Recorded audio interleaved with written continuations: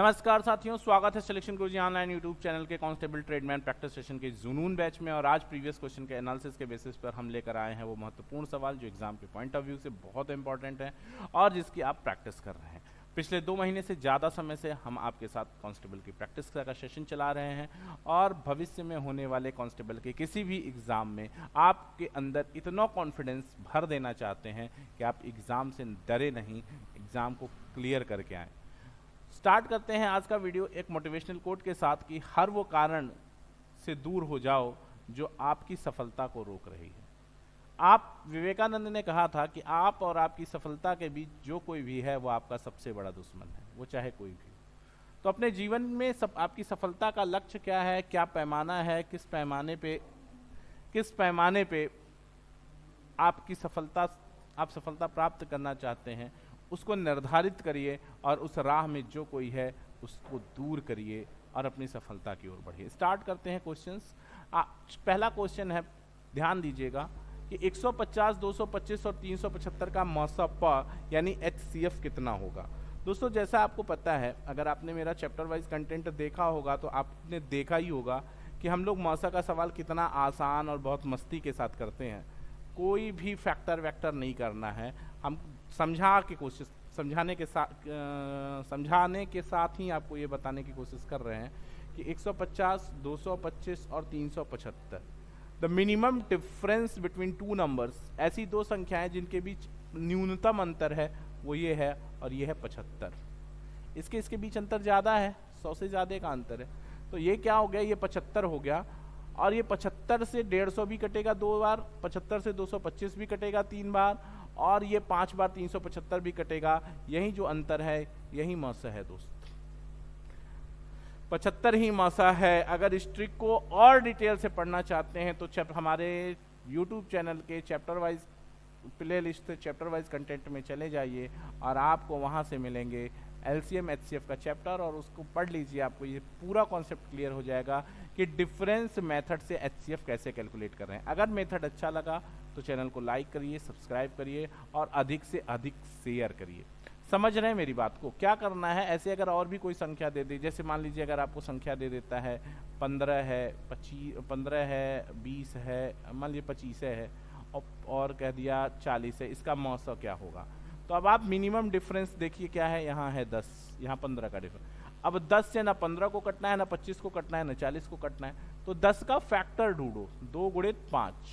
और देखो इस 10 से नहीं कटाना, अंतर 10 आया लेकिन 10 से कोई मौसा होता क्या है, वो बड़ी से बड़ी संख्या है जिसे दी गई संख्याएं पूरी बार विभाजित हो जाए, लेकिन इसके फैक्टर 5 से कटेंगी तो ये मौसा हो जाएगा। मतलब आपको निकालना अंतर है, अगर अंतर से संख्याएं कट जा रही तो सो फॉर सो गुड है, और अगर नहीं कटती हैं तो उसका फैक्टर कर लीजिए और उसके जिस फैक्टर से पूरी संख्याएं कट जाएंगी वही उसका मौसा होगा। इस मेथड का फायदा यह है कि नंबर्स का फैक्टर करने का चक्कर खत्म हो जाता है। अगला सवाल ध्यान दीजिएगा, कह रहे हैं कि दी गई संख्याओं में से कौन सी संख्या 24 से पूर्णतः विभाजित करने योग्य है।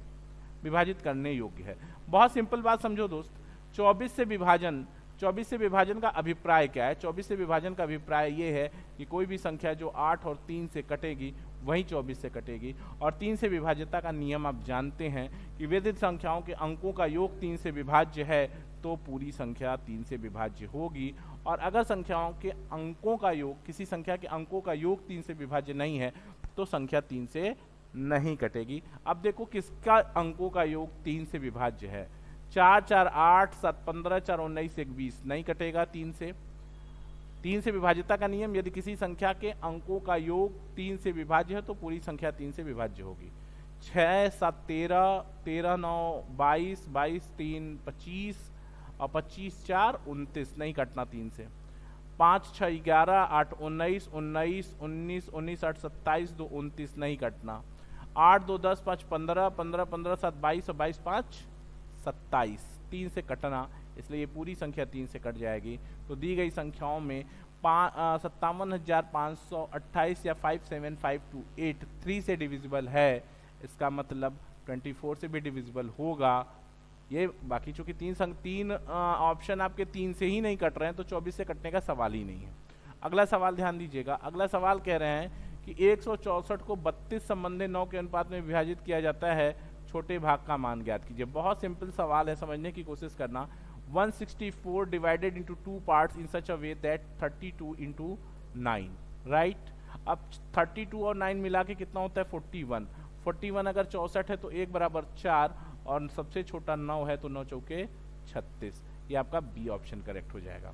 अगला क्वेश्चन ध्यान दीजिएगा। अगला क्वेश्चन है कि किसी प्रवेश परीक्षा में अर्हता प्राप्त करने के लिए अधिकतम 600 में से 522 अंकों की आवश्यकता होती है, प्रतिशत कट ऑफ क्या है। सिंपल है यार, 522 नंबर पाना है 600 में, कितना परसेंट हुआ 522 बटा 6 87%, राइट ना। सॉल्व कर लेना 87%। अगला सवाल ध्यान दो। अगला सवाल कह रहे हैं कि 8% वार्षिक साधारण ब्याज की दर से 5 वर्ष का 1980 रुपए का ब्याज कितना होगा। सिंपल सा सवाल है, बहुत सिंपल सवाल। अब इससे आसान सवाल कुछ मिल नहीं सकता, लेकिन आसान है इसका मतलब एग्जाम में नहीं है, ये कदाप मत सोचिएगा। ये सारे सवाल प्रीवियस ईयर क्वेश्चन के हैं। तो 1980 ये मूलधन गुणित दर 8 और गुणित समय 5 बटा 100। ध्यान देना 5 20 हम 100 हो जाएगा, ये 0 0 से खत्म हो जाएगा, 2 चौके 8 हो जाएगा और 198 दूना 200 792 आ जाएगा। 198 चौका 792, डी ऑप्शन करेक्ट हो जाएगा। अगला सवाल ध्यान दीजिएगा।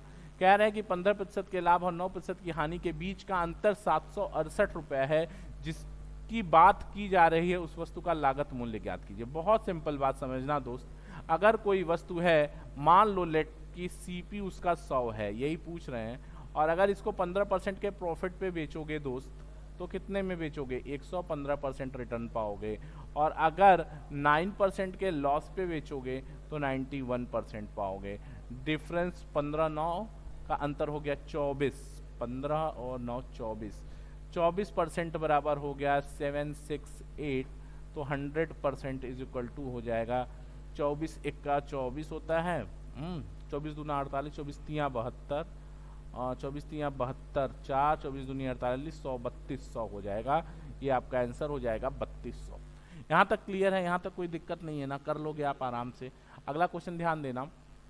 अगला क्वेश्चन है, एक खिलौने का अंकित मूल्य 1800 था, विक्रय मूल्य के दौरान 20% और 15% के सिलसिलेवार 2 छूट दी गई, खिलौने का विक्रय मूल्य क्या है। बहुत सिंपल सवाल है, समझने की कोशिश करना दोस्त। इससे आसान सवाल अब क्या मिलेगा आपको, 1800 रुपया है, पहला डिस्काउंट आपको 20% तो 80/100, और दूसरा डिस्काउंट 15% तो 85/100।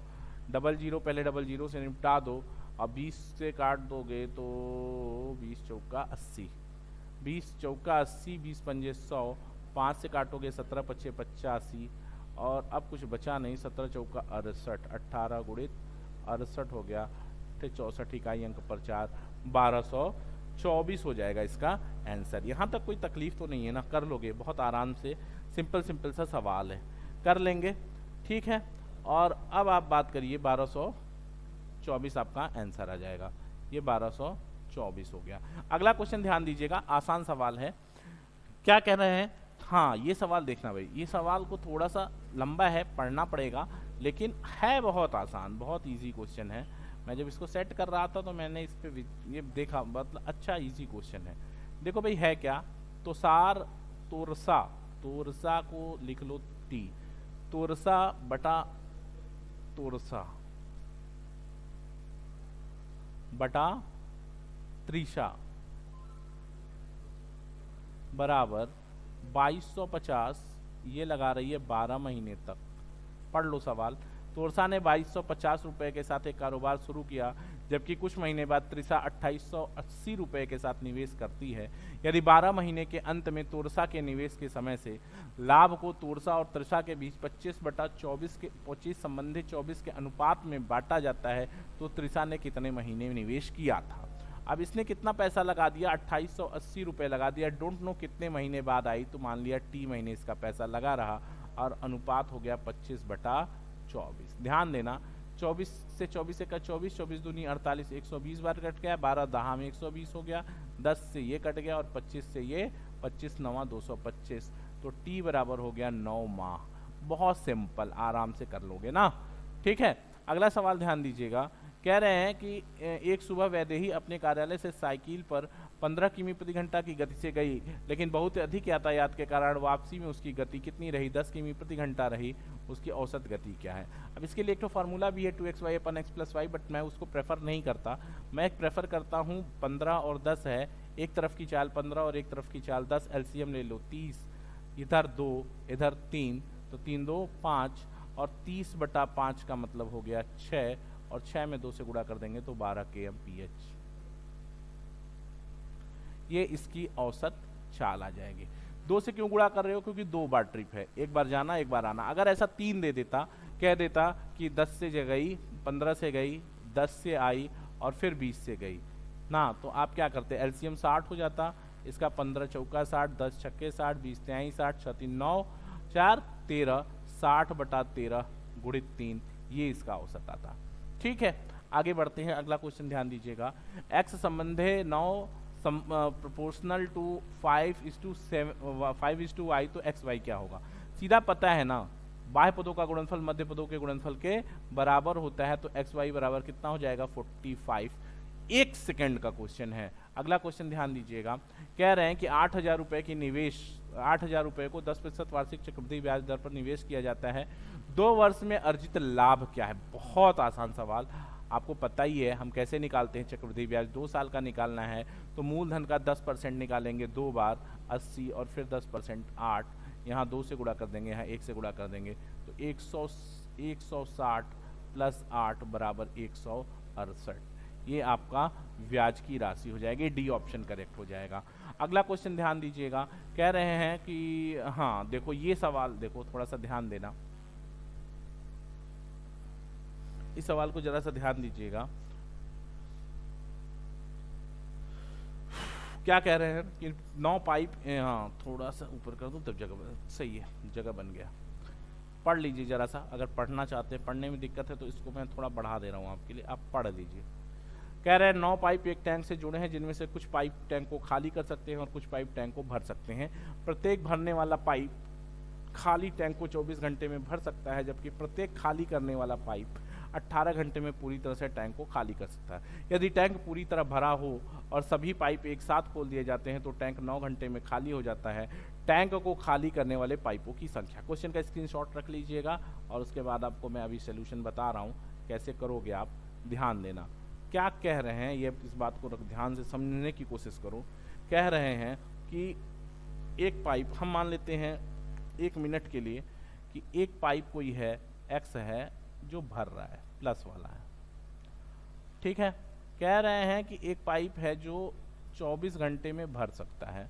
मान लीजिए कोई वाई पाइप है जो खाली करने वाला, वो कितने देर में खाली कर देता है भाई, 18 घंटे में। चलो अब क्या हो गया, इसका एलसीएम हो गया 18 चौक 72, 24 तियां 72, 18 चौक 72, खाली करने वाला खाली करेगा तो 1 घंटे में खाली कर देगा, यानी 72 घंटे में ये पाइप इसको खाली कर देगा ना, ध्यान देना। लेकिन नल 9 ठो है, एक्स वाई एक ठो नहीं है। तो मान लो 1 मिनट के लिए, सपोज करो, अगर और खाली कितने देर में कर देना है, 9 घंटे में। तो यहाँ 72 में कितने से भाग दें कि 9 आ जाए, तो 72 में कितने से भाग देना है, 8 से, तब 9 घंटे में खाली होगा। इसका मतलब है कि अगर यहाँ 5 नल लगा है तो 5 से 15 भर रहा है, और यहाँ 4 लगा हुआ है, सॉरी यहाँ पे, हाँ अगर यहाँ पे तो कितना भरेगा, 16, नहीं आ पाएगा। तो क्या करोगे फिर, दूसरा चेक कर लो ऑप्शन, दूसरा ऑप्शन से चेक करोगे, इस क्वेश्चन को बहुत आसानी से कर लोगे। देखो इसका बहुत सिंपल सा ट्रिक है ये। इस सवाल को आप, अगर ये मान लीजिए भरने वाला नल 4 है तो कितना भरेगा, 12 भरेगा, और खाली करने वाला 9 नल में से 4 भर रहा है तो 5 खाली कर रहा है तो -20 हो गया, और अब देखो -8 आ गया। यही सेट करना है कि हमारा -8 कब आ जाएगा, कौन सा नल, 9 नल है, कब 5 होगा, कब 4 होगा, कौन सा 5 होगा और कौन सा 4 होगा, यही सेट करना है आपको, ठीक है। तो भरने वाला नल कितना हो गया, 4 हो गया, खाली करने वाला नल 5 हो गया, 72/8 बराबर 9 घंटे में ये टंकी खाली हो जाएगी, यानी 5 नल आपको खाली करने वाले लगेंगे। क्लियर है। अगला क्वेश्चन ध्यान दीजिएगा, कह रहे हैं कि सार्थक 24 दिनों में एक रेत के गड्ढे को भर सकता है, जबकि विमान इसे भरने में 35 दिन लेता है। अली 12 दिनों में इस भरे हुए रेत के गड्ढे को पूरी तरह खाली कर सकता है। यदि खाली गड्ढे में तीनों एक साथ शुरू करते हैं, यदि खाली गड्ढे में तीनों एक साथ शुरू करते हैं तो रेत का गड्ढा फिर से कितने दिनों में भर जाएगा। सिंपल सवाल है ये तो। आज इस क्वेश्चन में कुछ ज़्यादा ही टाइम एंड वर्क का क्वेश्चन हो गया। इसमें सार्थक 14, ठीक, विमान 35 और ये अली खाली करता है 12 में। एलसीएम आपको सीधा सीधा दिख रहा है 420 है। ये 14 तियाँ 42 30 प्लस है 35 से इसमें करोगे तो 7 14 से 42 आ रहा है, तो 35 से कितना हो जाएगा, 35 से ये 12 हो जाएगा ना, हाँ 12 हो जाएगा।